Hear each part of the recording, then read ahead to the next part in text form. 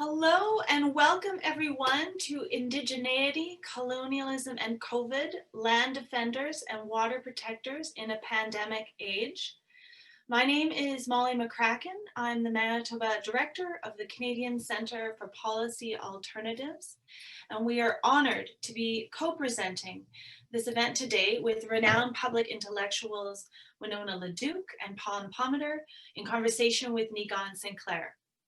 We are broadcasting from Treaty 1 territory, the original lands of the Anishinaabe, Cree, Ojibwe, Dakota, and Dene people, and the homeland of the Métis Nation.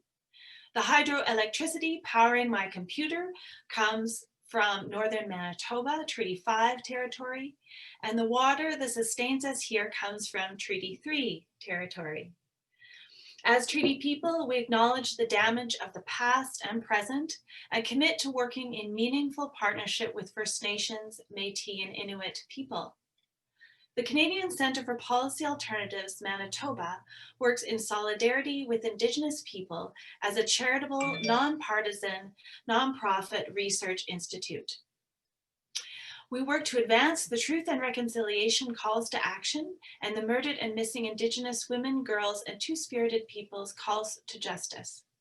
As progressive allies, we stand with land defenders at Wet'suwet'en and in many other actions, and we were horrified at the violence against the Mi'kmaq fishers that took place during COVID, among many other acts of violence and injustices facing Indigenous people. We are so pleased that Winona LaDuke and Pam Palmater agreed to speak in conversation with Niigaan Sinclair to this moment and where Indigenous people and allies can go from here. The struggle for decolonization continues. How has the pandemic changed it or not? That's what I'm looking forward to hearing about today. I wanted to just take a moment to thank our event sponsors for your support and helping make this event possible. The champion level sponsors, Assiniboine Credit Union, Fernwood Publishing, the Winnipeg Foundation. Sustainer level sponsors, the University of Manitoba Native Studies Department, the University of Winnipeg Indigenous Studies, Harry Daniels Speaker Series, the University of Winnipeg Students Association, and the Manitoba Research Alliance. I'm very pleased to introduce your host for today, Niigaan Sinclair, Professor in Native Studies at the University of Manitoba. And Niigaan is an award-winning writer, editor, and activist, and has a regular column in the Winnipeg Free Press. Thank you so much for hosting our event today. Niigaan, over to you. Okay, so bonjour, Indigeneity Magaraduk, Niigaan Webidum Indigenous Namagoshin Todem. Imenwendam Omayayan, kana Bachbangi, Kisana Agujing, Azukapana Agujing, Bojuna Mishomasak, Nakomasak, Miji Nibekwe, Mijanagijik. It's a pleasure to be here. It's a pleasure to greet you from Treaty 1 territory. Thanks to Molly and the Canadian Centre for Policy Alternatives Manitoba office, and also all of the national supporters as well that help with that great organization for hosting today's event. On the YouTube channel, I'm coming to you from the Native Studies Department at the University of Manitoba, and this is our weekly colloquium. So we've combined several different events all happening at the same time.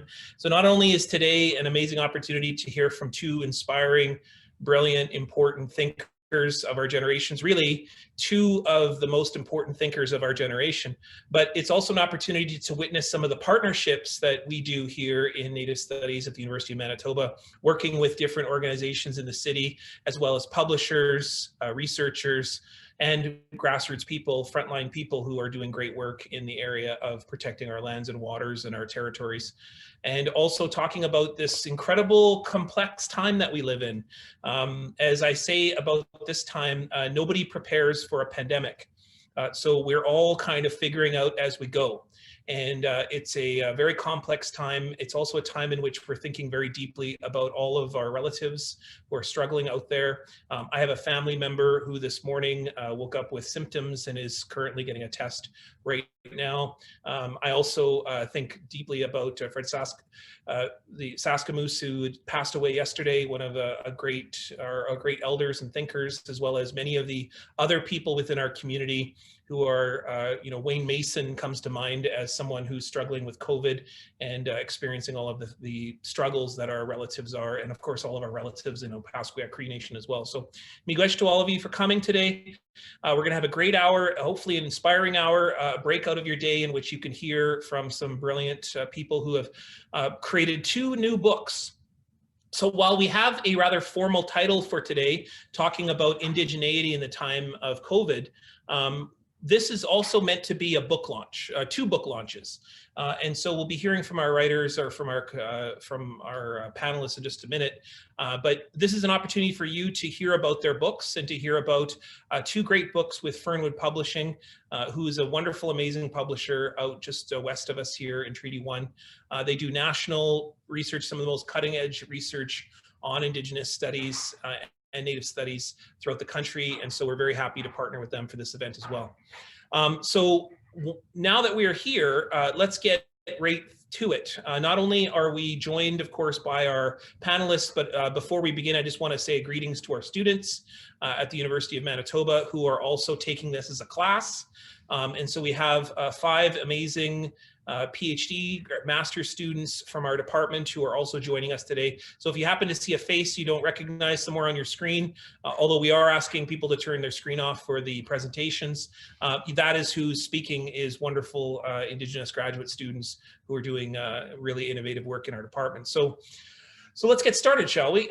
So today, we're very privileged to have 2 of not only the leading thinkers of our generation in terms of Indigenous studies, in terms of nationhood, in terms of sovereignty and the protection of our lands and waters, people who have worked at the front lines, but they've also worked in academic institutions, professional institutions. We're very honored to have 2 remarkable people who I'll start off by talking. I'll start somewhat locally and then I'll move to internationally. And so the first speaker that we have for today is a Mi'kmaq scholar, legal analyst, lawyer, an advocate, a writer and researcher who I've worked with for a very long period of time, going back to the days of Idle No More. She's a professor at Ryerson University, also has done really important things in thinking and getting us all to think about what is activism, has formerly run for National Chief of the Assembly of First Nations, has done so many different things I could begin to describe, but here's some of the things that you'd see most recently. She does a wonderful kids podcast for young activists, who no doubt she'll talk a little bit about today. She does also a podcast on Indigenous issues called Warrior Life, which is also the name of her book. And I wanted to share very briefly the cover of her book, which we'll be hearing about today. It's called Warrior Life, Indigenous Resistance and Resurgence. And it's a book that spans many different topics and thoughts about the issues of activism, land protection, and then also kindness and love and generosity. And her name, of course, is Pamela Pometer, who none of you probably need to be introduced to, but what I can say is that not only is she a fierce advocate and speaker on media platforms across Turtle Island, she's also an incredible friend and mentor to me and to many others in the field. She's been an advocate that supported so many of us in this field. For many of us, particularly who need a lot of support when we first enter into the mainstream world of media.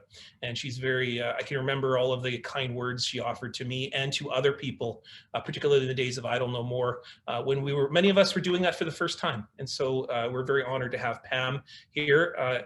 The second speaker is been someone who's known me since I've been very young, and I hope that she doesn't tell too many stories of me when I was very young, but I've known her since I've been a kid, because she's also participated in the ceremonies, the ceremonial lodge that I attend in Bad River, the Three Fires Medewan Society. Winona LaDuke is a leader in so many different regards. She's a water protector, she's a parent, an auntie, and a person who has been at the front lines of so many different struggles. She's also a former vice presidential nominee in the US election. So considering we've just come from this very contentious US election, I wonder if she'll have anything to say about that. And this is her latest book. It's called To Be a Water Protector, with the rise of the Wiindigoo Slayers, and is with Fernwood Publishing. And she comes from White Earth in northern Minnesota. And for those of you on this side of the 49th parallel, that border that seems to divide us or pretends to divide us, we may not have always heard of some of the grassroots work that she's done in terms of food sovereignty as well, and the ways in which she's been able to grow traditional Indigenous food and share that amongst her community as well. So I'm going to invite Pam and Winona to both open up your screens or open up your videos if you can. There you are. I see Pam and Winona. Maybe Winona was like, okay, oh, there she is. Okay. We were quite dark before, so I wasn't sure if, so bonjour and welcome to both of you. Welcome to the Native Studies Colloquium. Welcome to the to this presentation with the Canadian Centre for Policy Alternatives. It's nice to see both of you. Thanks, Niigaan. Bonjour, Wonderful. nice to see you both as well. So what we're going to do is we're going to start, I'm going to sort of start off with Pam. And what we could do, Pam, is because this is a book launch, and I'm going to encourage people to check out the book. I'm going to put the link in the chat while Pam is talking. If you could just tell us a little bit about your latest book, Warrior Life. Tell us a little bit about what's in it, and if you don't mind, if you could just share a little passage on give people a little taste of what that book is about, and feel free to also give greetings to our students and to those who are watching on YouTube Live. Hi, everybody on YouTube Live and all of the awesome students. I mean, you're going to be doing this in just a matter of a few years, and you're so lucky to have someone like Niigaan to be mentoring you, because he too mentors me. I mean, it's amazing how much we are all coming together as communities, as nations, all over Turtle Island to work on things like this. And I'm really excited to be here with Winona LaDuke. I mean, it's not in person, and someday I hope I get to meet her in person, but honestly, I'm such a fan of her work and what she does to defend all of us. And it's pretty amazing. And I love how we're, you know, bridging the north and south part of Turtle Island together today to talk about this, both land defense and water protectors. So thank you. And I'm coming to all of you today from the sovereign territory of the Mississaugas of Scugog, who've never had their land issues addressed either. And I'm really excited to talk about my book. So Warrior Life, thank you Fernwood Publishing for helping me with another book, because the previous one was Indigenous Nationhood. Oh, I guess I could have just pointed to them here. But these two books really go together. So the first one, Indigenous Nationhood, was really kind of focused on exercising our voices, no matter what the trolls or haters are saying, that in exercising our voices, we're helping to educate, inform, and empower other people and raise the alarm. Because don't forget, that's always been a really important part of who we are as nations, raising the alarm on what's happening, a pending invasion, a danger in our territory, things that are happening. And we have been trying to raise the alarm. So I thought it was really important to really focus on that aspect in the first book. And in the second book, it's, you know, also continuing to raise our voices, but really how to translate that into action. So, you know, once people learn more, they want to do more. And what is that doing? So you still have to have all of the background knowledge about what's the problem, what's the root cause of the problem, so you know what the solutions are, but then to take action on those solutions. We often stop at, oh, look, we have a problem, and have some recommendations without fully understanding what the root cause is, or how to translate that into action. So this is really about action and honoring all of the people on the ground who risk everything to do that for us, despite being vilified, despite being targeted, surveilled, monitored, arrested, threatened, experiencing violence. I mean, this is significant work that they're doing, and you don't get famous from it. You don't get paid from it. You don't get to be $1 million board of director on a massive company. This is about really saving our future for our people. And so I thought, you know, in those two ways, these books are harmonious. And then the other thing was really, the first book was during the Harper era. I mean, the horrible, horrible Harper era. You know, this 10 years of literally a war on First Nations in particular. And so the second book is really during the Trudeau era. And by reading them both, you can ask yourself the question, what's changed? Some things have changed. You know, this book will point out, yeah, there's been a bit of a change in rhetoric, and rhetoric is important. These are messages to society, but ultimately, what's the fundamental difference between a racist and aggressive guy not giving you your land back or a charming GQ guy not giving you your land back? It's fundamentally the same thing. And if you look at pipelines as an example, you won't see any fundamental difference north, south of the border, who's in office. And that's what this book really talks about. And I do have a passage. Hopefully it's not too long, but it's from the very beginning of the Warrior Life book. And it kind of goes like this. There's been a changing of the guard in Canada's colonizing governors from conservative to liberal, but they still preside over a racist, patriarchal country that remains fully engaged in the violent colonization of both Indigenous lands and bodies. Ongoing racism and violence by the state and all of its agencies is the direct root cause of all of the suffering in so many of our families, communities, and nations. The extent of the damage that has been and continues to be done by Canada's colonizing governors and their corporate beneficiaries has led to a massive loss of life since contact. There is no doubt that Canada, pre and post Confederation, has engaged in a manifest pattern of conduct that reflects an intention to destroy Indigenous peoples spiritually, culturally, and physically. There's only one word that can possibly hope to encapsulate the centuries-long targeted campaign of violence, dispossession, and oppression of Indigenous peoples on Turtle Island: genocide. And we're not talking about a history of genocide. We are talking about the greatest human rights crisis facing Canada today, right now. This insight into genocide as ongoing crimes and human rights violations against Indigenous peoples is critical to empowering Canadians to see through the false narrative created by politicians. The problem isn't liberal or conservative. And the sooner we understand that, the better prepared we'll be to hold Canada to account. Warrior Life covers all of these issues, exposing the contradiction between Trudeau's so-called reconciliation agenda and his failure to address ongoing genocide. While Trudeau convinced many Canadians of his commitment to renewing the relationship with Indigenous peoples based on a nation-to-nation relation that respects Indigenous rights, his government has done anything but that. His nation-to-nation relationship has skipped over the actual rights holders and sovereign Indigenous nations. He has instead chosen to maintain the status quo, often with the support of national Aboriginal organizations. At every opportunity he had to show Canada respect for Indigenous rights, he dashed those hopes with grave violations of our rights. From buying a pipeline to trying to defeat Indigenous lands to failing to address the public safety crisis of sexualized violence against Indigenous women and girls, reconciliation has turned out to be a lie. Thus, the story of our resistance at the grassroots level continues.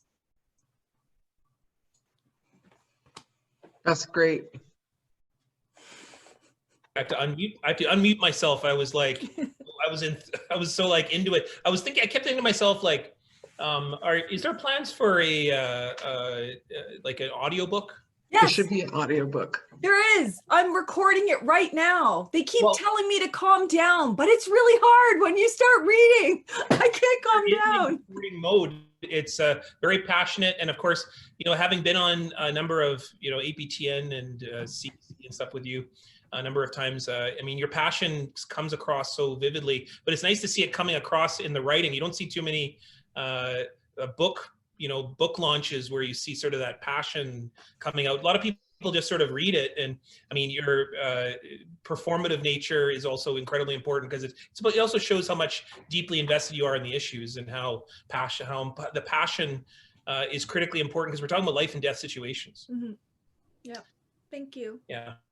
So, Niigaan, thank you so much. I can't wait. Of course, I know this book very well because, first of all, we've been friends for a number of years. And so I see it when it goes in the op-ed in the Globe and Mail and other things like that. So I've seen this book evolutionize, but it's really nice to see it come to the surface. I also wrote the foreword to the book. So I think it's just important for people to know that. They don't think, oh, well, they see it later. Oh, another Niigaan thing. Anyways. No, and actually I should have said that. Thank you, Niigaan. And everybody who reads it, I am sure you're going to cry. I cried when I read it the first time. I'm just saying that it's beautiful. I've been involved in this book really from the beginning, and watching it evolutionize has really been remarkable. And it is just a culmination of, I would say, probably, I mean, going even past the first book, going 7-8 years worth of work, plus all of your legal scholar history, and a really remarkable book. Anyone who, it's like a go-to book in Native studies already. And so really critically important and wonderful. Let's turn over to Winona. And we're going to come back to Pam after we hear from Winona here. As I've introduced and I've talked a little bit about Winona, if you could just share a little bit about your book, share a little bit about what it is that was the impetus to this book. This must be, how many books do you have now? Is it 128? No. I think I'm about 7, something like that, give or take, a lot of rambling in between, I have a Winona LaDuke shelf in my office. Oh, that's good. I'll see what I can do. You could have several copies to fill up if that's good, I always laugh. I'm sure Pam has the same challenges, because I look at all these white guys that write and write and write, and I was like, guess you got a lot of time, huh?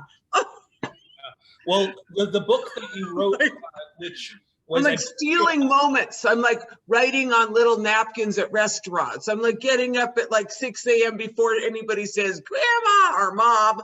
And I'm like making sure I get my little writing done so I'm like not crabby, and then these people like, yeah, I would like to write more books, but I get all busy and jeepers. I spent like 7 years writing about that damn Enbridge. Don't you think I'd like to write about something besides Enbridge? I mean... Well, I mean, I was just going to say that the book that really impacted me, while the Winona LaDuke reader is still my go-to by my desk, I read it all the time, but the militarization book that you wrote about the militarization of Indian country has been really pivotal for us, because we're watching the military come into First Nations right now in a helping role, but not always in the role I think that people are understanding the larger impact, which that book really indicates, that the militarization of Indian country. But I mean, that was the last book. This book today, if you could just share a little bit about this book, about being a water protector. Also, if you could just describe what does it mean to be the Wiindigoo Slayer. And I'll eventually ask you if you don't talk about it now, and share a little bit of an excerpt from the book, if you could. Sure, no thanks. And bonjour and hello, my relatives. Happy to be with you all today as I sit here on the White Earth Reservation in northern Minnesota. And so I wrote this book over the past years. I write all the time. I like to write more than just about anything else. And so I'm writing and writing, but I'm like usually writing for like a tribal paper, or maybe I'm writing for the Fargo Forum. And then sometimes I try writing these academic articles. Oh, they take a lot of footnotes. Oh my God. And so, it's like this collection. And then, in the midst of this, we ended up in these epic battles, which, everybody's in kind of the same battle. It's battles over, can we drink the water?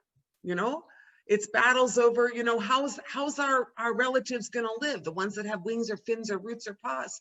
And so, I found that I was, in my privilege of both travel back when I used to fly, but also just being on the ground, I got a lot of stories. So I started writing them and writing them and writing them to, you know, because, you know, the thing is that, you know, history need to be written up. You know, we need to tell our history. We need to tell these stories because that's who's doing it. You know, and so this book is really about that. It's written kind of in the thick of all of this stuff. And, you know, that it's, you know, you're talking to me about that militarization book. That was so hard to write. It was like no fun, you know, because you're talking about like basically a really messed up situation of the US military, largest military in the world. And there's like, you know, it's like endless, you know, and you get into these situations where you're trying to write, but there's like so much going on around you. You have to like somehow figure out if you can distill it. And so this book, a lot of it was written at Standing Rock. A lot of it was written precursing Standing Rock. And a lot of it was written in the Enbridge battles, you know, so it's, you know, it's my, you know, trying to collect myself in this book, or to collect the pieces of myself that I have scattered to the wind into one place to say, this is the history that I saw happening. You know, these are some people that did pretty amazing things. I'm gonna do my best to tell some of their stories. And so, you know, this book spans mostly the past 4 years of water protector battles from Mauna Kea, you know, to the Gitxsan-Wet'suwet'en, you know, a couple of big pipeline battles there on Standing Rock, and on the never-ending Enbridge battle. Never ending, these guys, you know. I was like, come on, you guys should get a new plan. You know, they spend so much time on the last tar sands pipeline. I mean, that's one of the chapters is called The Last Tar Sands Pipeline. Looks like Canada's trying to figure out who gets to be the last tar sands pipeline. You know, at the very end of the fossil fuel era, someone wants to just saddle some communities with their latest mad idea at the very end. You know, and so it's kind of like the last dinosaur, you know, or whatever, the last dragon rider or whatever. It's like the last tar sands pipeline, you know. So that's this writing, all kind of stuff from problems to solutions. And you know, I was laughing because I really, you know, I don't know, I thought you were a lot more academic, Pamela. I know you're super academic, but I was like, wow, she's like all over the place talking about this stuff. I wish I had you as a professor when I was in school. My God. You know, I had these all, you know, all old guys from Harvard, old white guys mostly. My God. You know, so I'm happy to be here, and I laugh because you know, as you know, I spent a lot of time in Canada. I was married up in James Bay to Randy Kapushisit, and so you know, I got this like, and my children are Canadians, if that's what we want to say. They're, you know, they're Anishinaabe and Cree, but you know, so I spent a lot of time like going back and forth across the border and thinking about this, like what Pam was saying is like, you know, what's the difference? You know, what brand of colonialism would you like this week? You know, what's the latest like rendition that they're giving? I was looking at the, you know, now what we have is the Boy Scouts are getting their sued for sexual abuse. Did you see that here in the States? And I was like thinking, we got all kind of Boy Scout camps on Indian reservations because, you know, they want to grow up and be Indians. So I was like, you know, so it's like never ending story. And, you know, sometimes I think you can't make this stuff up. You know, I mean, I would write fiction, but what would be the point? You know, there's just like these like incredible stories. You're like the pipelines. You know, I really like what you're talking about. You know, I call it Trans Mountain Pipeline. I just call that Trudeau West. You know, might as well just call it Trudeau West. I mean, nobody wanted a pipeline. Kinder Morgan made off like bandits, sold it for like 700% more than they put into it, right? And then you know, because we were working on this idea down here, this kind of a comedy of like, well, what if some Indians said that they wanted a pipeline and they were going to take that pipeline, they were going to put it through downtown Duluth just to show it'd be like the Indigenous Pipeline Council or something. And then I look like 2 months later and they're doing it up in Canada. You know, Trudeau has convinced some people that they really need the liability of like a $7 billion pipeline project, although their per capita income is like poverty level for third world countries. I can't make it up, so might as well just write about it. So, you know, that's this book. A lot of my writing about things I found were like absurd and crazy. And I did come up with something to read, but I have to like read from the paper. I had to go print it off. And this is the first time I actually saw it in print for, you know, and I don't have my cool copy of the book yet. I heard it's coming though. It'd be like Christmas, you know. Did you want me to read something, Niigaan? I'm on mute there. Yeah, if you could just read just a small passage, something to give people a little taste or a little flavor. Okay, we try this one here. This is called Turning on a Dime.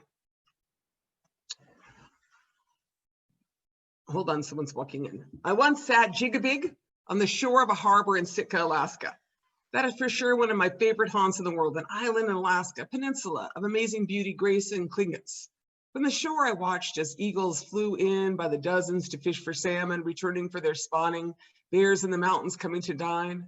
The town is interesting and quaint, in a manner of speaking, full of Tlingit, Russian, and Orthodox structure, architecture, and fishing vessels. And then there's the water and the land. It's really breathtaking.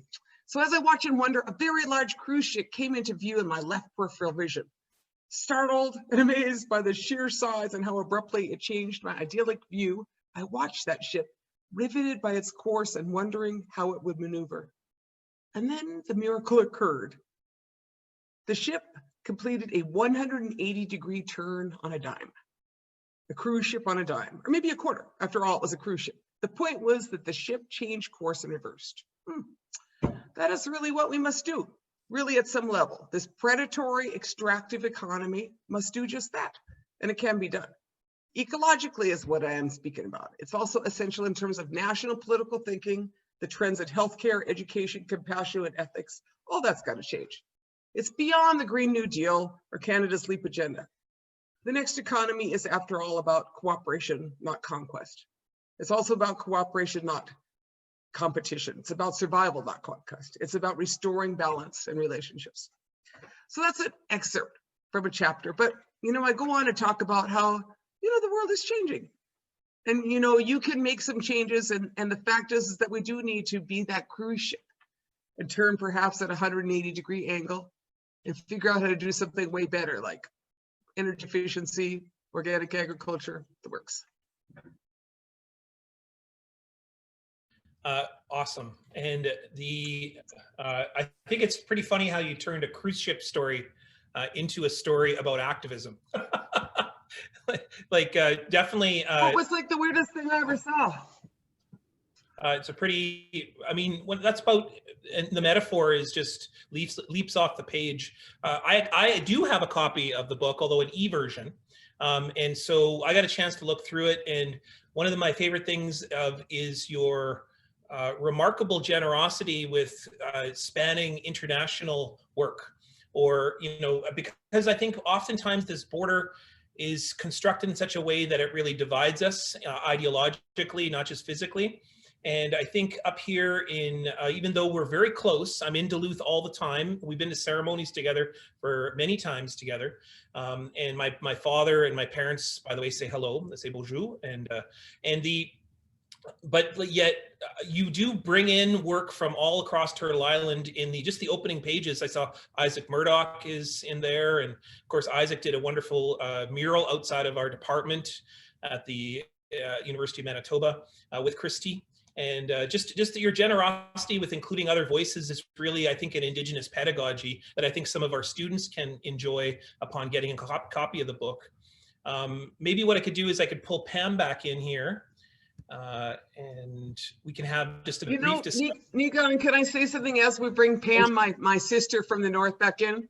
I do consider myself somewhat of an internationalist. In the privilege of the fossil fuel economy, I have traveled the world. So I've been to Zapatista communities in Chiapas. I've been to places like the happiest country in the world, Vanuatu. I was like, why y'all so darn happy? So if you get this little bit of privilege that someone bestowed upon me, I certainly don't have money for plane tickets. Anybody who knows me knows that. But, say you learned something interesting, or say you saw something like, that looked just like your village, then you feel that and they feel that. And I like telling those stories because they are stories of people everywhere that are facing the same things and also have remarkable solutions and courage. And I think that's it's a good point to say we are in the middle of a pandemic, and both of you comment in the writing of your book, both books, that you did, part of it was constructed during the pandemic, or the final stages happened during the pandemic. It's interesting to think about the work that we're doing as Indigenous peoples, considering how quickly Indigenous studies has moved to this global outward-looking field that's really looking on a global scale, dealing with the United Nations Declaration on the Rights of Indigenous Peoples, dealing with big, huge international struggles involving pipelines that cross borders, a world economy that's hell-bent on stealing Indigenous lands and resources. That's what Victoria Tolle-Corpez has reminded us of. There's no such thing as ethnic conflicts. They're conflicts with Indigenous peoples protecting their lands, families, and nations. And how this pandemic has really forced us to look locally and to really focus on the local, but then also remind us that the international, the global economy still continues. All the pipeline projects, for example, still continued under the pandemic, even though the economies are so-called shut down. All the pipeline projects continued construction. In Manitoba here, the Manitoba Hydro projects all continued. In fact, they got exceptions to the rule for health guidelines. What is perhaps the most important thing you can say to Indigenous communities at this point, thinking about the pandemic and how it's devastated the Navajo, it's devastated people, you know, the right here in Cree communities here in Manitoba. What can you say to Indigenous communities right now in terms of about the COVID-19 pandemic and your own experiences? We'll start with Pam. Well, I'd say don't forget about the power of our sovereignty, of our peoplehood, of our nationhood, of our self-determination, like whatever word you want to use, our collective. We're stronger together.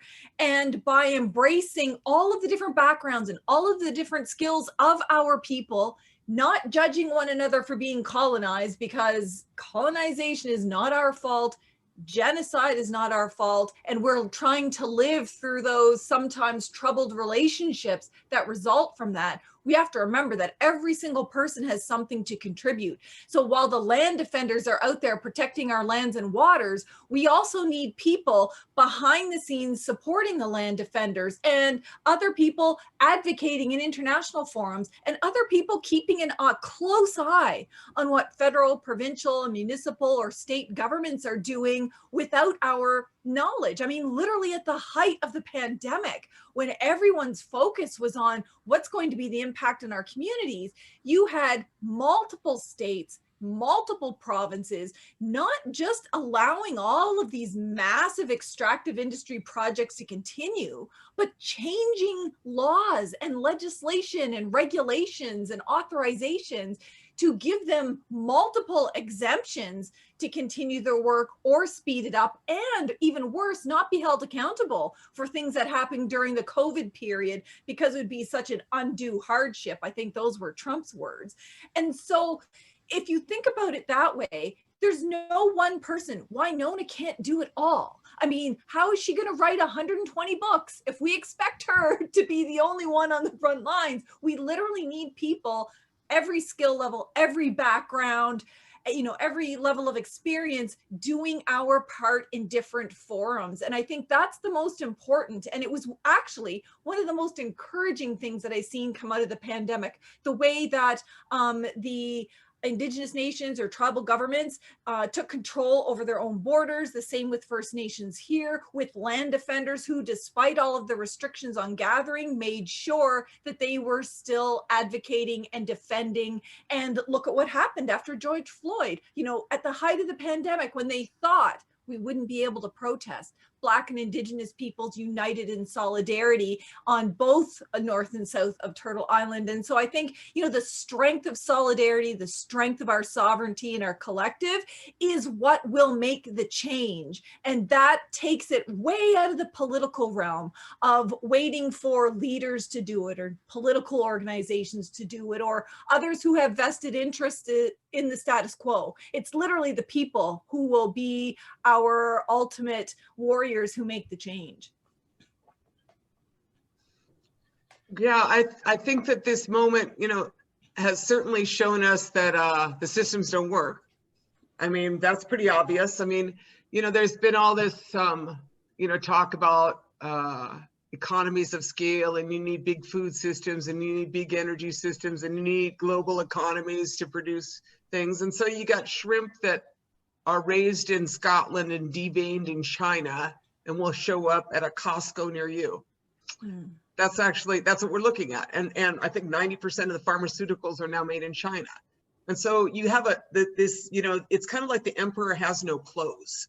Globalization showed it, you know, is this, and globalization is also really fragile. Turns out you know, and so what we learned from that, like my community, everybody just put in a lot more gardens. You know, the pandemic hit when we went into the sugar bush. That's what we did.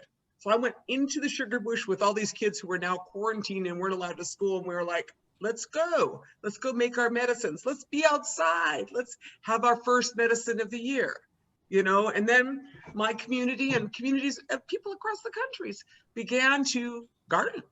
And we put in so much food. Like they say that food production, like seeds production quadrupled, you know? And so, you know, I think we began to look at like how you rebuild self-reliance as communities, because no guarantee someone's going to fix this one for you. And we did see those borders closing, you know, and I'm grateful to that, because certainly, you know, the callousness of the United States, I mean, we're number one, you know, we're number one. We got that one really in spades, don't we, on the pandemic, you know, and particularly the places where Native people live.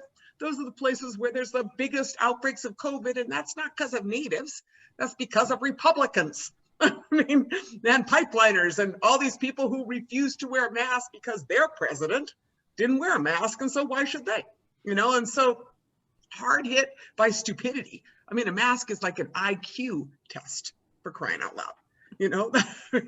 That's what it really is, you know? And so, you know, that is the kind of the lay of the land. Now, within that, you know, I really like what Arundhati Roy talks about.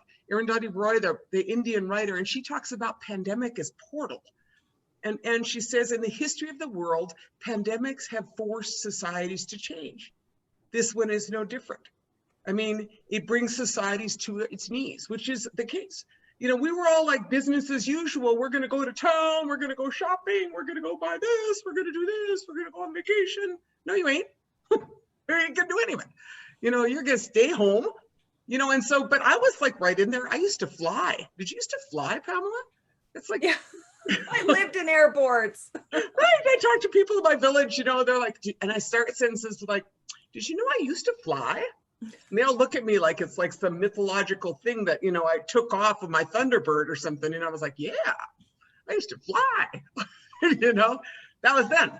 No, I don't. Now I like, you know, cruise around my little village. I live within, you know, I go within like 20 miles here and there, except for that damn Enbridge line. I got to go up there, keep it. They're like 20 miles from my house though, you know, very close, my local pipeline, you know, but, you know, what she said is that she refers to it as a portal. She says it's a change from one world to the next.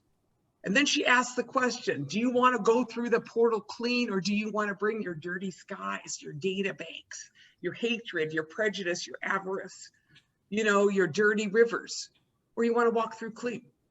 And for me, in this perspective, I mean, we have this moment where we are forced to take a breath. And in that moment of being forced to take a breath, I'm like, let us look where we are going. Let us say, what would it be to be a little more resilient? You know, so we're not like all in the panic. What would that look like? You know, it's not like we haven't lived through pandemics before. We are the, you know, we are, what's it called? A post-apocalyptic people. You know, we don't even, you know, we lost so many people, we don't even know what we lost. You know, so much loss, you know? And so, you know, we sit here, and in some ways, I think that there is this absolute coherence that happens in this moment of crisis where you're like, what you gonna do? And I'm looking out there, and I saw the same thing you did this year, and you were just talking to George about George Floyd. I mean, I saw stuff happen, like how many years we try to get those Columbus statues taken down? Yes. Yes. Oh my God, how many riots over the Columbus statues, and they are all gone. So is those conquistadors, Oñate, gone. Confederate soldiers, gone. And the Redskins, the Washington Redskins, they're all gone too. You know, so there is a surge in social movements during a pandemic. And that is what we want to do, is we want to keep pushing. That's what we want to do.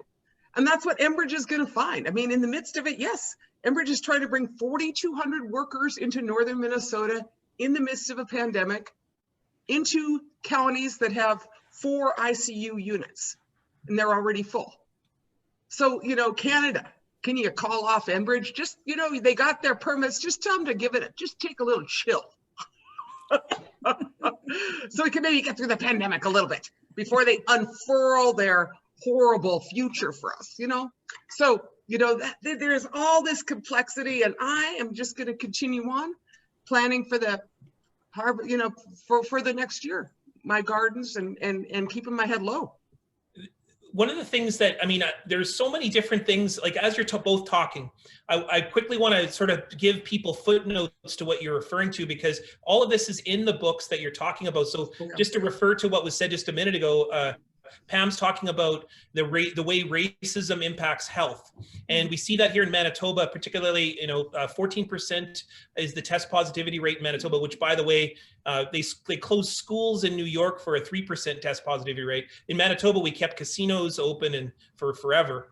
Anyways, so 14% is the Manitoba app. On First Nations, 23%.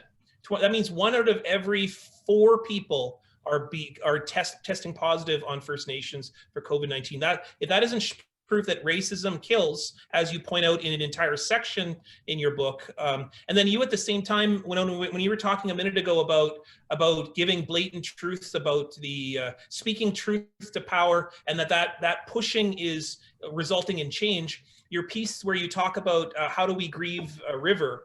The death of a river, sorry. And also some of the great stuff that you're doing of talking about the Amazon and how many lessons we can learn from that involving activism and then change and standing up to colonialism and resistance movements. So important. I just wanted people to know that what you just said appears in the book as well. Now, but one thing both of you have that brings the book together, and I wanted to ask one question, then we have students who want to ask questions as well. We've got 3 of them right in the queue at the moment. So if you could be briefer on this answer, only because we want to get to the students as well. I want to ask you, both of you talk about peacemaking, and you call it love, you call it compassion. You really call it, in your book, Pam, you talk about being a warrior, because a warrior is not about evoking war. Warrior is about committing to community, or creating the possibility of community, or committing to elders and standing up for people who are disenfranchised. Winona, your first words of your book is, I have always been a water protector, and it's a result of my mentorship of being a water protector that I'm now more committed to commitments of love and community, to being a grandmother than ever. So being a water protector teaches me how to be a better grandmother. Can you speak briefly about the importance of peacemaking, or that in these books, on how they can appear talking about quite fierce truths, but at the same time are always coming from positions of love within your own culture, ceremonies, traditions, nations? Start with Winona this time. You know, when I was mumbling and writing, that's how I write. Sometimes I mumble, to be honest. I remember I was out in Oneida territory, and Mark Paulus, he runs a school in Milwaukee, really great Native academy. He took me, we were talking about the one dish, one spoon treaty. And, you know, that's what this kind of, this reminds me of, which is that, you know, a long time ago, Minwasia, was like 1706 or something, the Anishinaabe and the Haudenosaunee made this treaty of agreement that said, you know, we've been fighting over all this stuff, the Ohio River Valley, all that. They said, you know what, we all got one dish. That's this land, this common land. That's our one dish. And so let us act like we eat out of one dish. And then they said, you know, the treaty was in wampum, and so they said it, of course, in much more eloquently. But then they said, we always also use one spoon, which, as we know in our ceremonies, you know, in COVID, I have to change spoons, but you serve people. You serve people in ceremony, you know? And so that means your relatives. And so that's what it makes me think of, is like that old, like that's what Indigenous jurisprudence looks like. That's what Indigenous peacekeeping looks like, you know, and that's a long time ago. But anyway, so there's my thinking on that's kind of what we need to return to, is that we must care for the commons. We must care for our water. We must care for each other. Well, you call it you call it how to be a better ancestor in the book. I mean, which is just a remarkable, amazing, it's 4 pages of just endless, really sharp thought of what is Indigenous pedagogy. So anyways, Pam, go ahead. Yeah, well, I'm glad you asked that question, because in society in general, there's a real misunderstanding about what it means to be a warrior. You know, in Canadian or American society or any other of these colonial countries, they talk about war and violence and policing and all of that kind of very aggressive and violent ideologies. But for us, I mean, some of the warriors that I found to be the most powerful and the most strong, like the Haudenosaunee or the Mi'kmaq, for example, if you talk to the Haudenosaunee about what it means to be a warrior, they talk first about the great law of peace. And this is about love and commitment for their collective. And that's a really different kind of ideology. It speaks to a different set of values, but also a set of obligations. What does it mean to be a warrior for your collective and for the collective? And so that translates differently when you're talking about peacemaking. So peacemaking amongst, our sovereign nations, for example, that's treaties, it's confederacies, it's agreements, it's sharing, it's joint advocacy, it's solidarity. I mean, we're showing this kind of warrior love and peacemaking amongst one another, but we are also standing up in equal measure to Canadians and Americans who will ultimately benefit when we defend or assert human rights, when we talk about earth justice and how to protect the planet. I mean, that's important. But I think another part of, peacemaking and warriorhood that often gets overlooked is there's a lot of governments and corporations that have committed gross aggressions, violent aggressions against the planet, against the lands and waters and plants and animals. And those should be considered acts of war. So when we're talking about peacemaking as, Indigenous warriors, it's also how do we, on behalf of those who have aggrieved the planet, engage in peacemaking with the earth, with the planet, and undo some of the harms that have been done. And one of the things that have come out of this pandemic, terrible, horrible losses, but one of the things that came out is proof positive with our very own eyes what can happen if we adjust our actions. The waters ran clear, there was breathable air in other countries, animals reasserted territories in places we hadn't seen them in decades and decades. So it's not just about whether we believe in science or whether we believe in politics. The pandemic showed us that when we make peace with the earth and give it just a little bit of a rest, it has the power and the ability to reassert itself. And I think that's equally as important as amongst one another, peacemaking with the planet.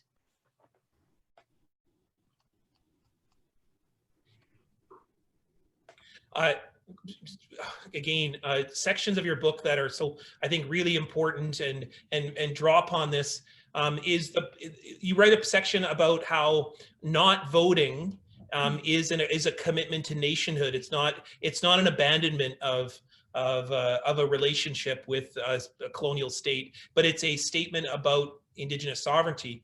And one thing I really love about that is during this pandemic that I've witnessed, the deeper commitments communities make to their own sovereignty, to put up blockades, to protect themselves, ends up protecting everyone else and ends up saving the lives of non-Indigenous peoples, because Indigenous communities are committing themselves to medicine picking, to ensuring the language and culture continues, making check stops that then protect all these cottagers up the road. I mean, it's remarkable to me, and we're seeing it evident now, that Indigenous sovereignty means everybody benefits. And I really love that idea. And it's a real innovative thing that I think we've perhaps was less understood during pre-pandemic days, but certainly is evident now. And we're certainly seeing this with some innovative ideas that's happening in the north of communities protecting themselves here in Manitoba. Okay, I promise I get to a student. She's been waiting patiently. So Adrian, if you could just turn your camera on for just a minute. And I'll spotlight you. I know you're probably gonna get embarrassed, but I'm gonna spotlight you anyways. Oh, there you are. Okay. So if you could just, Adrian, very quickly introduce yourself. Of course, we all know you in our department, but Pam and Winona might not know you. So, and then ask your question. I know you got to run as well. So. Yeah, for sure. Yeah, thanks for having me, Boozhoo. Dibikiki Siswabagunikwe Indigeneity Mikinak Dodem. Gojiji and Dunjaba. My name's Adrian. I'm an Anishinaabe from Kuchiching, but born and raised here in Winnipeg with Niigaan. Yeah, I'm nervous. I'm a big fan of both of you. So thanks for putting me on the spotlight, Niigaan. No, this is great. I loved how you talked, Pamela, you talked about the idea of staying sovereign and that colonization is not our fault and that shame is inherently colonial as well. And so I love this idea of bonding together through solidarity and staying sovereign. And while I agree that frontline work is it's absolutely important, I think this pandemic also brought up conversations around ableism, around mental health, and around disability as well. And so, yeah, and then also Winona, you mentioned too that in a way we're kind of used to this pandemic because we have survived an apocalypse in many ways. So I guess my question is to you both, how do you both stay grounded and take care of community as an activist during a global pandemic? You gonna answer that first, or? Yeah, go ahead, Winona, go ahead, yeah. You know, there's no easy answer, but you know, I live good. I live out in the woods on a farm. You know, so you're like, it's pandemic out there, look pretty rough out there. Looks like they're all going crazy out there. Oh yeah, I think I'll just stay here on my farm with my horses and my corn and my hominy and, you know, grow some hemp. I mean, I don't want, you know, so, you know, I have this privilege that I live in my community and I'm actually kind of like, you could fully occupy yourself being a farmer, believe me. You know, so that's a little bit of my mental well-being and health. And then the other thing I do is, you know, I find that, you know, I could say I get a lot of stress from the way that life is around me, but I always feel like doing something makes me feel better, whether it's a physical doing something, but also just like, you know, figuring out how to like shift the situation. So I've really, you know, I do see that there's a portal. I see that the world's changed and I'm like, I'm all ready, as you can tell, to you know, take the reins. Our communities are ready to take the reins and make a new economy. That's what I'm working on. Go ahead, Pam. Although I think you've kind of downplayed the incredible food sovereignty projects that you work on in terms of bringing back Indigenous foods. But anyways, lot of food. Right. Research Winona's work on Indigenous food is remarkable. Anyways, go ahead, Pam. Well, that's a really common question. And we even ask that amongst ourselves. I'll be like, oh, Niigaan, what do you do to kind of de-stress, decompress, and, you know, take care of one another? And in fact, just the act of having that conversation amongst one another, sending each other supportive texts, you know, doing those kinds of, you know, reaching out and making sure that all of those people that are working on this know that we're there, and not just the people on the so-called front lines, but also the people in our communities, about making things open access. How do we make sure that our people get to benefit? I mean, many of these discussions would have been held in universities where you had to actually go and be there either as a student or travel there. And now one of the things from this pandemic is we have to communicate in a different way. And you're not being charged $100 to attend an event. This is free and open access, and it's a two-way engagement, and it also has allowed stuff that you don't see in public. So all of us, the groups that get together behind the scenes on Zoom and have a conversation about, okay, how do we handle this, and that we're not, to know that we're not alone in it. And for me, I get the most joy out of seeing the social conflict, not violence, not suffering, not trauma, but the conflict, the debate, the assertion of our rights, which other people see as conflict, because I know that we're still there, we're still asserting our rights and our sovereignty, and we're defending ourselves. The times when I get most upset or depressed or defeated is when I don't see any conflict, no one having these conversations, because I know that in the history of the planet, that the most significant changes for human beings in the planet have come after sustained periods of conflict, what's perceived as conflict, disagreement, debate, planting the seeds of change. And so I actually get really energized from that. When I see our people marching in the streets, some people would say, oh, I wish our people weren't marching in the streets. Thank goodness they are. Thank goodness there are still people willing to stand up. And to me, that's like medicine, kind of like the medicine you get from ceremonies or powwows or going back home. Seeing that, knowing that we are all working together outside of politics, based on, we care about human life and we care about the life on the planet. And those two things can literally have the power to unify all of us. So I don't know if that answers your question. I think Adrian was nodding a lot, so I think you've okay. The answer's been given. I know, Adrian, you have to run, but do you want to say anything in response, or? Yeah, just miigwech. Thank you so much. Awesome. There's a couple things I just that sprung to mind as you were talking. The first is that during this time period, it's really been a time of reflection. And part of that reflection has been turning back to our traditional stories and our teachings. And one of the things that I've done in Anishinaabe, and that's my research area, is looking at my own people and looking at creation stories, looking at the language. And I think we're going to have a language question, maybe just a minute here. But our traditional stories about pandemics always talk about us turning toward one another, not turning away from one another. And I think that the message has been largely, in the large part, that this whole movement towards individual property, you have to have Wi-Fi, for example, to attend university now. People social distancing, turning away, separating from one another, that's all important, of course. And we had those parts of the stories too. We had quarantining measures in our traditional stories, talking about pandemics and epidemics. But in every story, the solution is found by turning together, committing more to one another. And that's what Pam's talking about and Winona's talking about, is that you can do that by turning towards our food systems, turning towards our traditional families, the ways in which we think and we learn. And Pam's talking about speaking up and engaging more, not less, because we're social distancing.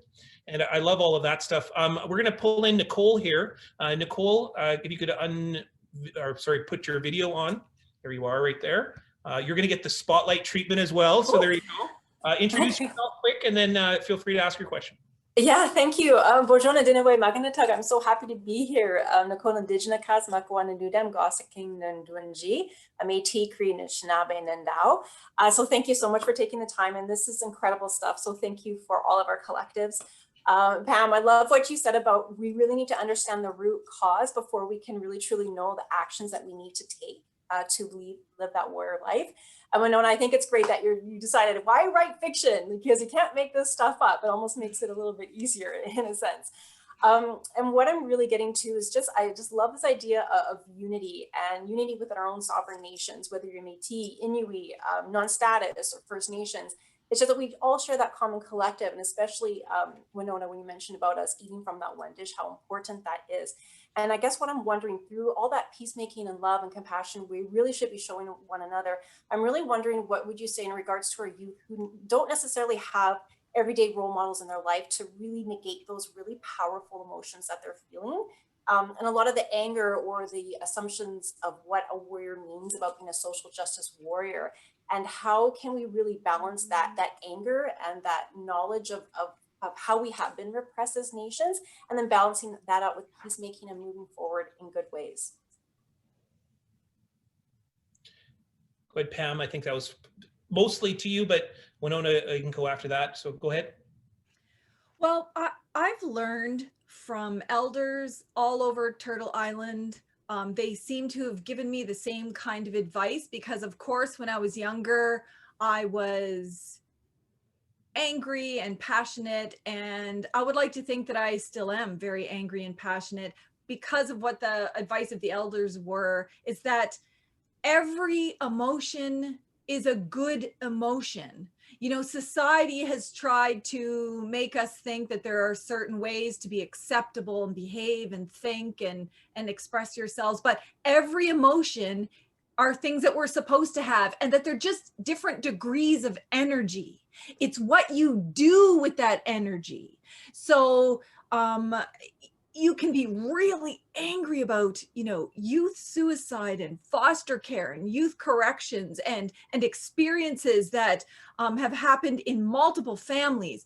And you can take that energy, which is literally biologically, it comes with adrenaline and different other things that happen in your body to give you more strength and more determination, and then direct that to what can I do to help. And so I've never abandoned that anger or sadness or any of that stuff when I see bad things happen to our people, because I think we need to be the soft place to fall for our people. And that only comes if we embrace all of our emotions. If I can't speak in the media about how horrific it is about murdered and missing Indigenous women and girls, and say so with anger and compassion in my voice and sadness, then people stop caring. People act like, oh, well, this is just another news item. And by the way, about the weather and about the news and another thing and about the stocks, like we have to be able to show and express and feel all of these emotions.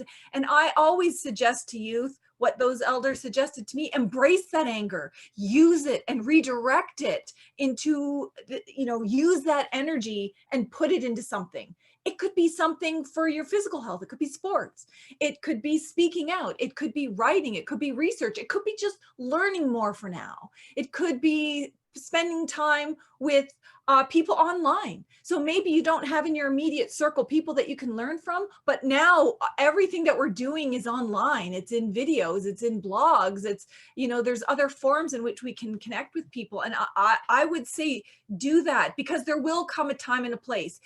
Even if you don't feel like it right now, even if you don't know your path right now, there will be a time and a place where you see your path very clearly. And for now, listening and learning and redirecting that energy is a warrior thing to do. Great. Winona? Oh, I think you're on mute. I see that. Yeah, I agree with Pam. And then I also have to say that, you know, I'm older. So people say, I just say, I'm just wilier now. I mean, when you get older, you just get like wily as could be, you know, because you got to like outthink them, which usually don't take much. If they're like some of those guys, they're like all dead set in their idea. And you're like, oh, missed that, huh? You know, so that's part of it is like summing up all your like thinking, you know, and through your heart and through like all of those things, so that, you know, you're thinking about, because sometimes you respond direct with their anger, and I don't know, I like to like kind of like, I mean, sometimes I just fly right back at them, you know, and then sometimes I'm like, let me just let you stew on that for a minute, buddy. Right? And then you come at them, you know, a little later, they act all smug, you know, and then you're like, you know, so I mean, I just think that like there's different ways, but, you know, also, I always heard that one of my friends, good friend of mine, Haunani K. Trask, she used to say, living well is the best revenge. Yeah. And, you know, I think let us practice our Minopamataziwan. Let us practice our good life. You know, a lot of these people are just sad and miserable, sad people. Yeah. And, you know, we need to move past that. You know, maybe not my bags to carry though. You know, yeah. Y'all might need to carry your own bags. I might not carry those because I'm done. You know, but aside from that, you know, let's just be just awesome in our lives. Don't let their stuff get on you. So that's kind of part of my practice, my best. I work with many people in the child welfare system here in Winnipeg, people, mostly Indigenous peoples who are working in the child welfare system. You can imagine how difficult that must be. 90% of the child welfare system, Indigenous kids, most of them forcibly removed. Cindy Blackstock talks about that. Anyways, a very difficult job for people and many of our relatives who are good people. And one of the things that I try to teach is that every reaction from addiction to anger to even self-defeating behavior, shame, that's all normal. And all of it is a strength. And meaning that there is strength to be found in all of those steps. Even addiction, where, you know, people are trying to escape from that trauma, that's a strength. that's a step that people are trying to take. Now, if we could harness that in a more productive way and show people that there's better ways to confront your feelings of shame. And I mean, that begins with a position of all of this is normal, and it takes the judgment out of it. And particularly what I think it does is it reminds our people are remarkable people at every step of the way. There's a few YouTube questions. I'm going to do them quick fire way. So I'm just going to do one to each one of you. Winona, there's a question from YouTube. I'm just going to read it. What's your opinion on geoengineering, aka climate modification? Why are we as Native communities looking past this very destructive technology? Yeah, I mean, I think you shouldn't do dumb stuff, you know? That's kind of my philosophy, you know. It's kind of like, I raise a lot of boys, man, and I don't know, you're one, you know, and you raise them and they're like, I'm gonna do this. They're like, no, you aren't. That's a dumb idea. And that's what I feel like. Half of this is like a bunch of white guys sitting around like, hey, let's try that, huh? Oh, let's try that too. It's like, no, that's dumb. So, you know, mom said no. So that's what I think about geoengineering. Huh? I said, I hope that's the title of your new book. Let's not do dumb stuff. Let's not do dumb stuff. Yeah, that's my motto. Okay, Pam, quick hitter for you is, what's your recent thoughts on Trudeau's recent climate action announcement? You could feel free to tie in anything involving Trudeau's recent announcements involving dealing with any aspect really involving you know, commitments to climate change or lack thereof. Well, okay. With regards to any politician's announcements on the climate, show me your plan, show me all the steps, and show me your accountability measures. Don't say we're going to be, you know, XYZ free by 2050. Oh my goodness, we're in so much trouble if we wait for 2050 for anything. Similarly, 2030, yeah, it's not really good for that either. What is your plan for 2021? What are you going to do in 2021? Show me that you have the steps there. You show me that that's linked to measurable outcomes, and show me how that is good enough to save us. Don't say, oh, by 2023, we're going to meet this accord and that accord, all the accords that you haven't met to date. Like, I don't want to hear it. I want to see the steps and the measurables and how that's enough. And if it's not enough, I don't even want to see your press release. I'm literally going to hit delete. Yeah. I mean, the only solution that Trudeau's coming up with in terms of getting out of this, the economic hole that the country will be in after the pandemic, is infrastructure, infrastructure, infrastructure. And what does that turn out to be? That's development. That turns out to be Indigenous held resources, Indigenous land claims being trampled upon, yes. More and more so-called development projects, and then Indigenous peoples will be posited as the enemy of the state because they're demanding things like adequate consultation. You know, I mean, I think that the climate change announcements that happened are undermined by the commitments to infrastructure as being the only method out, whereas we have an opportunity. Winona said the Great Reset now. And we could retrain, we could reestablish, we could reset the economy. All right, so there's two more quick hitters from YouTube, and I just want to throw them at you. Although Winona, looks like you're running out the house. Looks like you're running.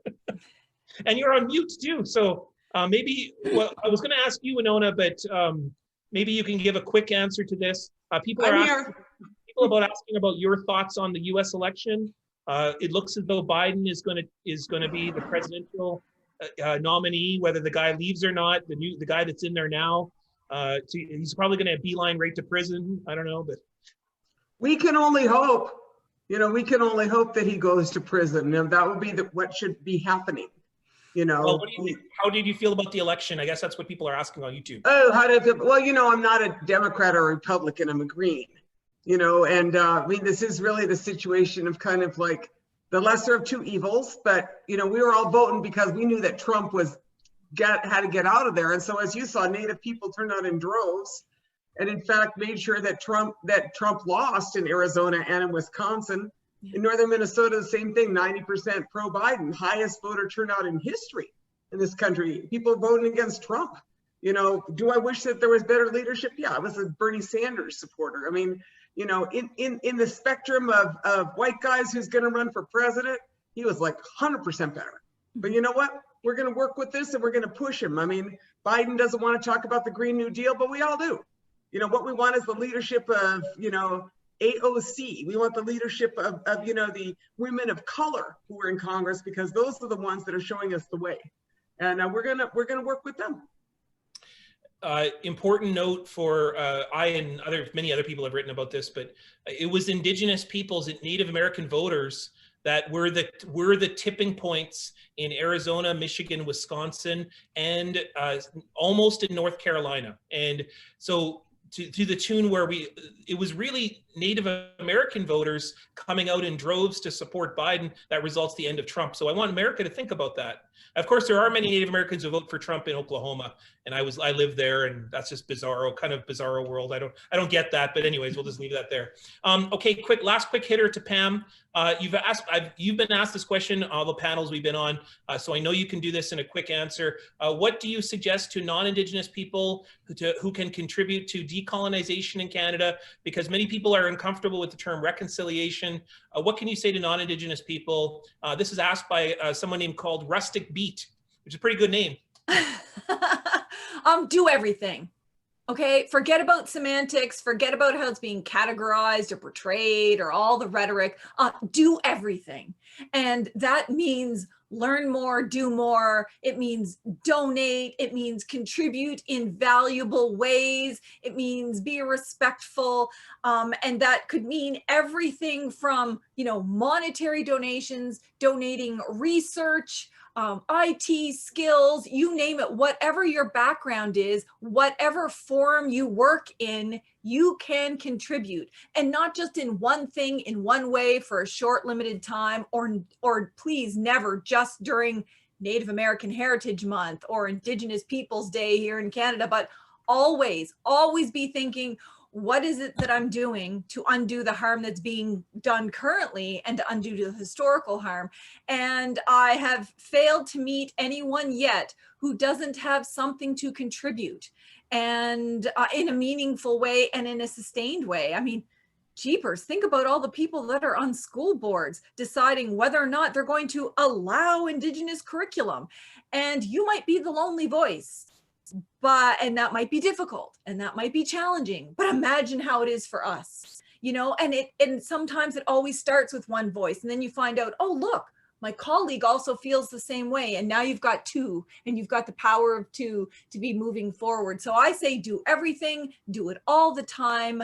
Don't stop. Don't be afraid to make mistakes. You're going to make mistakes. Sometimes you'll offend people. Sometimes you won't use the right word. And personally, I don't care. I don't care what the words are. I don't care. Like, it's that you're trying and you're doing your best and you learn from that. And take the lead of Indigenous peoples. You know, that's really critical. Don't go off and be a magical savior and think you know what's best for Indigenous peoples. There's lots of stuff out there now. You don't even have to, you know, go to university. You don't have to go to school to know any of this stuff. It's all readily available online. So learn more, and do it all the time. Do everything. Yeah, the message I often give is just stand beside us. Yeah. And I mean, sometimes we're going to need you to speak up too, but most times just stand beside us, because it's so lonely doing this work. It's also so combative. We're often targeted.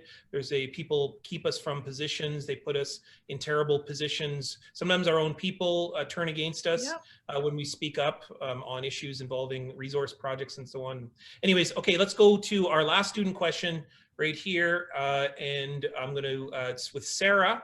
And for some reason, I cannot, have you put it so I can't spotlight you, Sarah?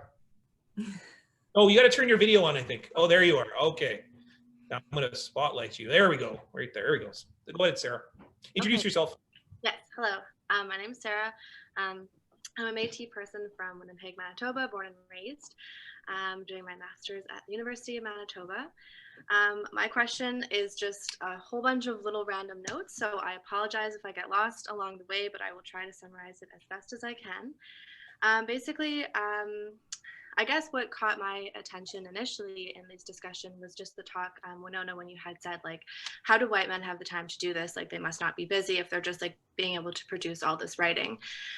So that kind of stuck in my head, as I know, for Indigenous peoples, this work can be quite exhausting, as colonialism is just never ending as what it seems. It's just like this continual structure that basically does anything to undermine Indigenous peoples and their lives. And I also recognize the importance of the work that you do, because a lot of the times it's about life and death for Indigenous peoples.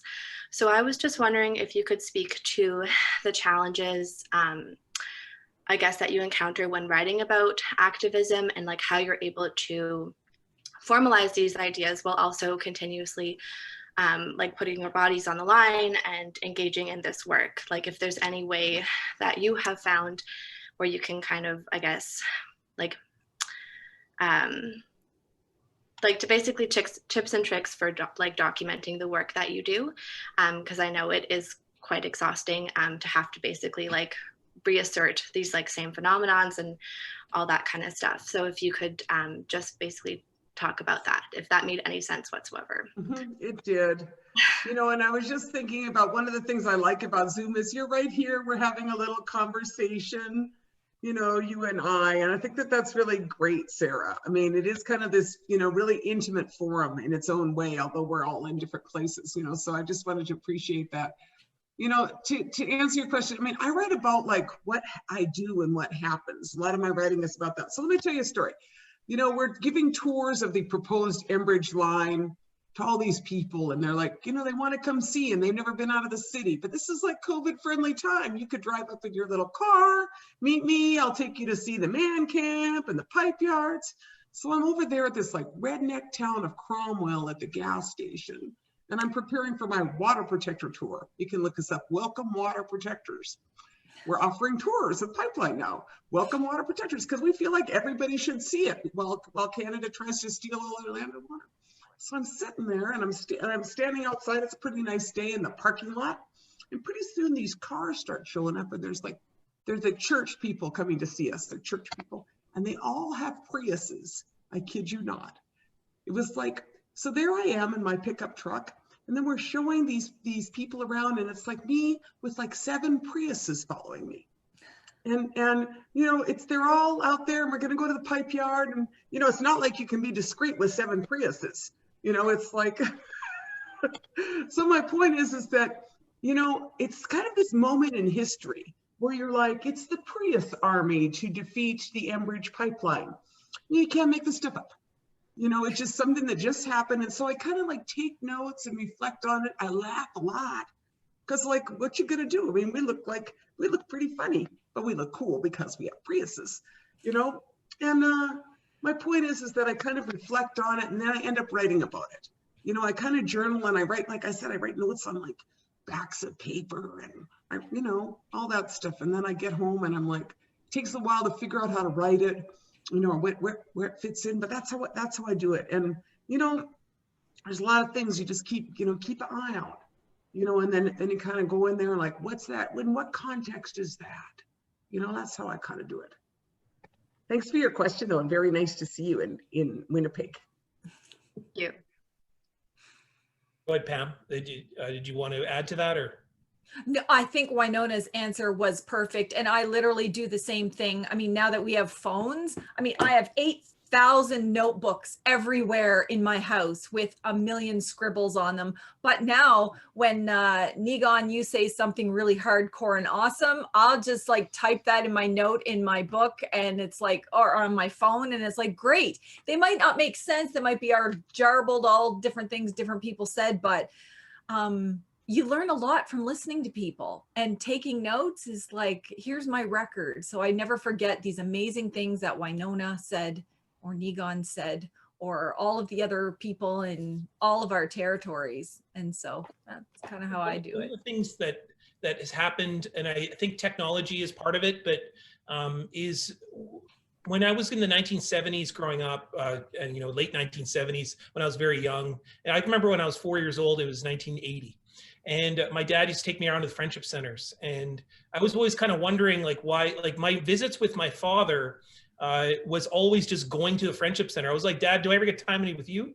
And for years I kind of was, you know, kind of resentful about that. But then for years I've realized since that all the people now that I'm in my 40s, I draw upon what I witnessed in the 1980s, from seeing all those incredible activism, the network and the feasting that happened at that time. But then also now they're all my uncles and my aunties.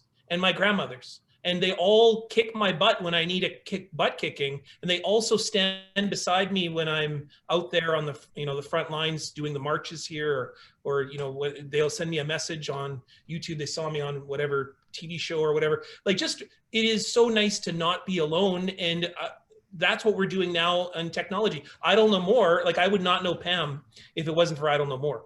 And because of all of the support and networking that we did together, talking on technology. We didn't have Zoom in those days, but we were talking on the phone, texting each other, supporting each other. I would never have known Winona unless we had both gone to the same ceremony grounds. And these technologies are being adapted. And Sarah, to add to what I'd say is, your cohort, also the ways that we try to facilitate as a department to make that family atmosphere is really something important, because it's pedagogy. It's not just nice. It's Indigenous pedagogy of how we create the revolution. How do we continue our nations? Stay close, tied to one another, as tight as possible. So miigwech for that question, Sarah. Thank you. I'll take you off the hot seat. So I'm going to invite each one of you to say a few words. Maybe you could just say something about that we haven't touched upon. I've thrown a lot of questions at you. Students have thrown questions at you, and then, of course, this is a book launch, so we are trying to get people to look at the YouTube links for the books. Pam's book, Warrior Life, Winona's book, How to Be a Water Protector. Take a look, both Fernwood Publishing. We see James Patterson's on our call here from Fernwood Publishing. Thanks to James for all the hard work in bringing these books into the world and distributing them and so on. So order the book. But let's start off with Pam. Any last words on the event for today, but also, go check out the book. Yeah, I really want to say thank you to everybody who takes the time to support all of us doing this in whatever way. It could literally just be a text. It could be a like on social media. It can be a retweet of something we've written or a report. All of these things are really helpful. And all of the people who are online wanting to learn more. I mean, I think that makes a really huge difference. And it of course, I hope everyone goes out and buys Winona's book and goes out and buys my book. But even if it's not about buying these books, but it's about just learning more through all of the open access resources that are out there, I think that makes a huge difference. And please keep in mind that there's nothing that I've ever said in any of my books that actually is my own unique original thought. Everything that I know comes from my family and my family's family and my relatives and our, fellow brothers and sisters and everybody in all of our nations. I mean, these are all things we've been saying for decades. We just say them in different ways with different, mannerisms from time to time in different contexts. But this work that we do is your work. It's everything that we've learned from all of you. And I think it's important to acknowledge that. Winona, I think you're good. Yeah, there you go. So miigwech as well, a real privilege to hang out with both of you, Pamela and Niigaan, just really grateful for, the time and also the forum. I mean, I know a lot of people worked hard to make this possible, and I appreciate that. I don't know how all that magical stuff works, but I know that magical things happen. And, in that, I feel like we're in this moment. Take a breath. We're going into winter. It's going to be a brutal winter, some places politically and in a lot of other places, but also it's a moment when we go inside and tell our stories, but also think about what we're going to plant in the spring. Yeah. What new ideas are we planting in the spring? What seeds are we planting in the spring? What hope? What are we going to do come spring? Because she will come. She will come. And so I appreciate the time to share some of my, writing and my book, to be a water protector. And I especially, am pleased to be able to share the privilege of doing my best to tell some stories, of some people who are pretty darn courageous. And, let's keep supporting them, and let's do that. Let's be water protectors. Huge miigwech to both of you. What a beautiful way to end, of thinking about what we're planting in the spring. When you said that, it actually gave me a lot of hope.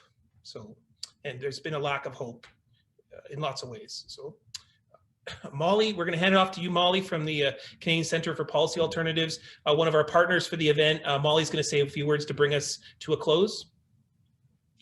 Yes, another big thank you. I just got a little emotional. Well, the whole time was emotional, and yeah, I think I really needed this, and you have so much love in the chat of the YouTube. I hope you get a chance to read that, of people really appreciating your words and just being inspired by this. I agree that we need to take this time to enter the portal in a good way, as you were saying, Winona. So thank you so much, Niigaan, for hosting this event, and thank you to the students. I loved your questions.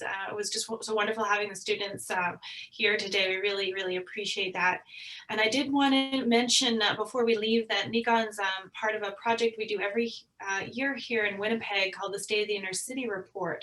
And this is a collaboration with the community, and Niigaan's writing a chapter about the impacts of COVID on urban Indigenous people as a reflection by walking with the Mama Bear Clan about what that's been like. So that's going to be launched on December 10th, and I'll put the information in the chat if you're interested in joining us online for that. Thank you. Please subscribe to Pam's got a great YouTube channel. I know all of our Winona, Pam, and Niigaan are all on social media. Please support all of our speakers. I look forward to buying and reading your books. It's going to be great. And this is one of our first videos on this YouTube channel. So if you could like us and subscribe to us, there will be more coming from this channel. So yeah, lots of love to you all and everybody out there. Thank you so much for your time today.